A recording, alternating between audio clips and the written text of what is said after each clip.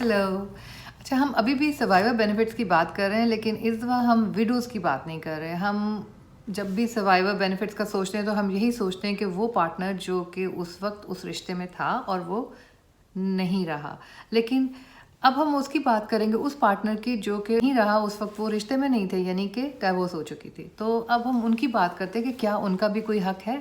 तकरीबन वही rules apply करते हैं जो कि वो अप्लाई किए थे जो डाइवोर्सीज़ को सोशल सिक्योरिटी मिलती है। अभी मैंने रिसर्च की है, मैं उसके बारे में अभी आपको डिटेल में बात करते हैं, लेकिन उससे पहले मैं फिर क्लियर कर दूं, डिस्क्लेमर दे दूं कि मैं फाइनेंशियल एडवाइज़र नहीं हूं। ये मेरी अपनी रिसर्च है, ये मैंने पता किया। मैं हैरान रह गई हूँ ये सब कुछ पढ़ के, और मैं चाहती हूँ कि जो भी इस वक्त परेशान है, इस सिचुएशन से गुजर रहा है, उसको पता हो बहुत सी सहूलतें गवर्नमेंट ने रखी हुई हैं।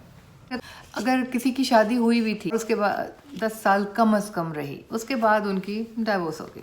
मर्द और औरत दोनों तरफ, यहाँ पे जेंडर का कोई बायस नहीं है, यहाँ पे सबकी बराबर बात होती है। और सिर्फ मर्द और औरत की बात नहीं हो रही, यहाँ पे कानूनी शादी की बात हो रही है, ठीक है।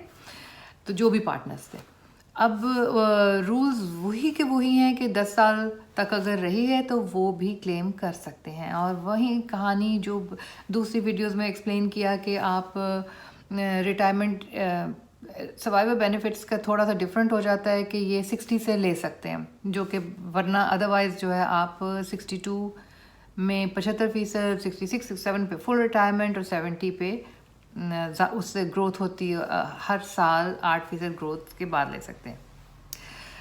और ये भी एक्सप्लेन मैंने पहले किया था दूसरी वीडियो में कि जो दुनिया में नहीं है उसका नहीं बढ़ता 70 की उम्र तक, उनका ही सिर्फ बढ़ता है जो कि ज़िंदा हैं।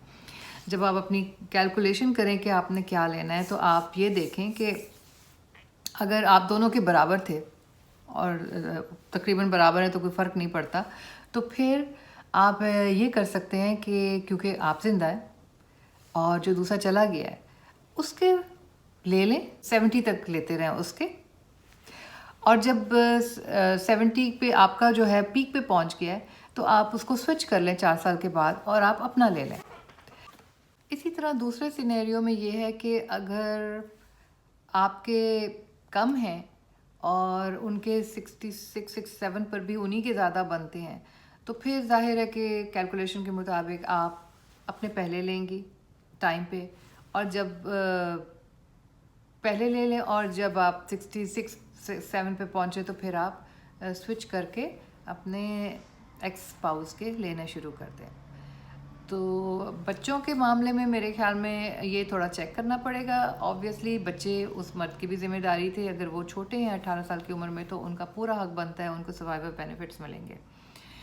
हैंडीकैप, डिसेबल, इनके लिए स्पेशल प्रोविजंस हैं, पता करें और सोशल सिक्योरिटी एडमिनिस्ट्रेशन के डिपार्टमेंट में जाएं, वो बहुत हेल्पफुल है। मैं ये कई बार कह चुकी हूँ, लोग घबराते हैं ऐसे दफ्तरों में जाने से, टाइम लगता है, जाहिर है बड़ी दुनिया जा रही है और बेबी बूमर्स का रश है, तो आप जाएं वहाँ पे, अपना सैंडविच ले जाएं, खाएं पिएं, और वो लोग आपके लिए इंटरप्रेटर भी मुहैया करेंगे, आपको पूरी तरह वो प्रिंट आउट्स निकाल के देंगे कि कैसे कैलकुलेशन होती है, अगर अभी लोगे कल लोगे। लेकिन पहले अपने पॉइंट्स क्लियर करके जाएं कि आपको खुद पता हो, फिर आप अपने पॉइंट्स के मुताबिक उनसे पूछ सकते हैं। तो ये मैं उन ख़वातीन को जो परेशान थी कि 10 साल से ज़्यादा शादी रह चुकी है और इनकम का मसला है क्योंकि उन्होंने तब जॉब नहीं की, बच्चे छोटे थे, ये सारी बातें, तो एक उम्मीद की किरण उनके लिए। Thank you so much. अपना ख्याल रखें, किसी को फ़ायदा पहुँचे तो मुझे बहुत खुशी होगी। Thank you.